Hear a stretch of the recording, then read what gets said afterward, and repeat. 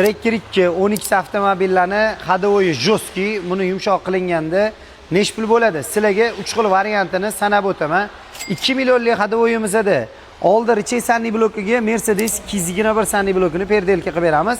Orqa chulok vtulkasi plastmassa bo'ladi. Buni o'rniga ichi to'la rezinkali quyma vtulkaga almashtirib beramiz. Ikkita orqa prujinasi Cobalt prujina bo'ladi. Bu setimiz 2 million so'm.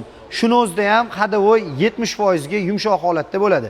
4 millionlik setimizda xuddi shu narsalarga 4 ta amortizator qo'shiladi. Oldi Captiva perdelkali, orqa Cobalt perikachka variantida bo'ladi.